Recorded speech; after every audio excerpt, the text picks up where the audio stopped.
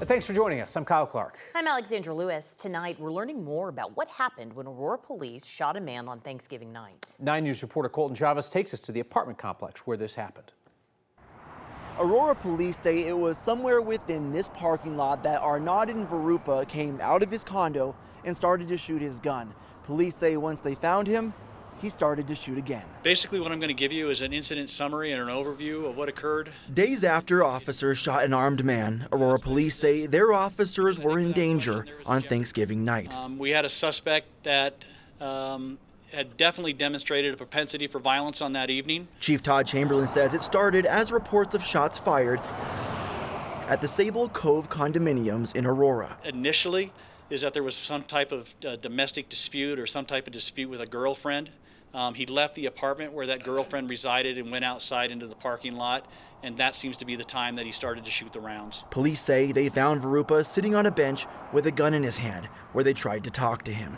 Chief Chamberlain says the man responded by emptying this handgun. The clip can hold up to 30 bullets. Some of those rounds actually struck our police vehicles. One of the rounds fired by the suspect struck that hood. Chief Chamberlain says officers shot Varupa in the arm and took him to the hospital. He's now facing charges including attempted murder of a police officer. So again, when you look at the potential or the possibility of injury to somebody that night, other than the suspect, it was incredibly large. The Aurora Police Department does tell me that this is an ongoing investigation. You can trust 9 News to bring you those latest updates. In Aurora, Colton Chavez, 9 News. Lakewood police officers are on leave after they shot and killed a man this morning. This happened after a 3 a.m. in Belmar near Wadsworth and Alameda. Lakewood police say somebody called 911 about a man behind the Best Buy store. As officers tried to talk to him, they say he pulled out a gun and pointed it at them. Police opened fire, killing him. The man who died has not yet been identified. The Jefferson County Critical Incident Response Team is investigating, and that's standard in cases like this. New video shows the moments Arapahoe County deputies rescued 2 children from the backyard of a home on fire in Centennial. Kids, let's hop this fence. Break this fence down so we can get the kids out. Okay, come here, come on. Come on. Can I get through here? Come here, sweetie. Come on, Bubba. I'm gonna pass you to my buddy, okay? Hi, buddy. At home on South Gibraltar Lane near Fox Hill Park, caught on fire yesterday morning. Medics treated both deputies who helped get those kids out to safety. Firefighter was also hurt. All of them are going to be okay. 1 dog and 5 cats from the home have not been found. The cause of the fire is under investigation. Tonight's game at Mile High has had plenty of excitement thus far. Fortunately, your forecast for the week will not. 9 News Chief Meteorologist Kathy Sabin is here with a quick, calm look at the week. Oh, it's so great. Compared to last week, I mean, this is really nice. A good way to ease back into Monday and the first full week of the new month. Sunshine and 50s today, fair skies and 30s out there right now, although downtown Denver's still at 40 degrees. It's 9 in Kremling, 21 in Eagle, and 3 below in Guttison, so it's certainly chilly. The wind not a big factor coming in out of the south. It remains light, but the wind will be increasing ahead of a storm I'm tracking for later in the week that could bring snow to the mountains by Sunday. Meantime, 60 degrees in your extended forecast. Not too shabby for early December. We're in between storm systems here with just a few high clouds coming in, and we'll talk about the storm in the Pacific and the timing of that and which areas could see snow later in the week. For now, it's just high clouds that are coming in on that southwest flow, and temperatures continue in the 30s overnight and at the bus stop tomorrow morning. Temperature of 37 degrees when you step out, so a light jacket necessary, but definitely not by the afternoon. Details on your Tuesday forecast coming up. The attorney for a man accused of randomly shooting 3 people in Aurora over the summer says his client may not be competent to stand trial. If a judge agrees, it wouldn't be the first time that's happened. 35-year-old Austin Benson is charged with attempted murder for the shootings in June. It's similar to a 2018 case out of Douglas County when Benson was accused of driving along a rural road and randomly shooting at people. A judge dismissed those charges late last year after doctors concluded that Benson wasn't competent to stand trial. The mother of one of the 3 people he's accused of shooting this year came to court today. She said her daughter is now paralyzed and likely will not walk again. She says she's frustrated by the possibility of a drawn-out legal process. Angry. Best way I can put it, angry.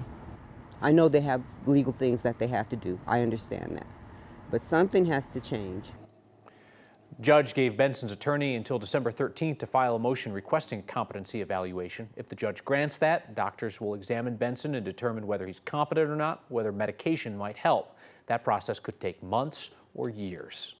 The woman accused of killing 2 of her children will have to wait a bit longer to find out if she'll be extradited back to Colorado from the UK. Kimberly Singler was in court again this morning. The judge told Singler that he expects to rule on her extradition sometime next month, January 24th.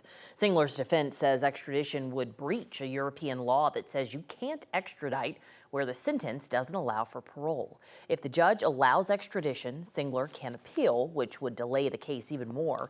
If the judge thinks the defense has a case, Colorado will most likely get a chance to provide a plea deal that doesn't include life with parole.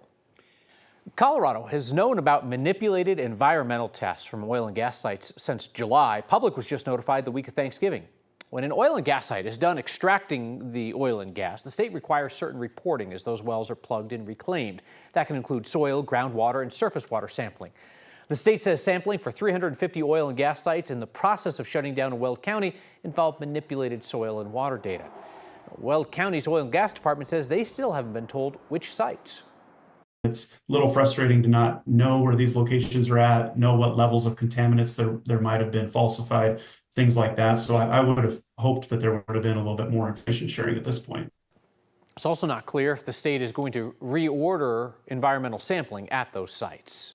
A new report claims a lot of Colorado hospitals are not complying with the fairly new law meant to make health care more affordable. The hospital discounted care law took effect in 2022. It requires hospitals to tell patients about their rights and offer discounts or payment plans based on their income. A report by health advocacy group Colorado Consumer Health Initiative claims a lot of hospitals are not making that information easily accessible. It found only 58% of hospitals surveyed met the website requirements, like posting that information in a clear way and linking it on the hospital's main page. If they don't know about these programs that exist that are there to help them, then they're less likely to seek care in the future. The Colorado Hospital Association does not agree with the report. They sent us a statement saying, in part, our hospitals continue to dedicate significant staff hours and resources to implement the hospital discounted care requirements in their facilities. And the results are showing as thousands of Coloradans have received care through this program in its first 2 years. Pit bulls are officially legal in Aurora again. Breed was first banned back in 2005. 2014, voters approved keeping the ban in place. Then in 2021, Aurora City Council approved the removal of the restriction from the city ordinances without going back to voters. That decision brought a lawsuit from a resident. A judge ruled in March that only voters could change the ban. In November, voters did just that. Earlier tonight, City Council officially voted to go ahead and repeal that 20-year-old pit bull ban.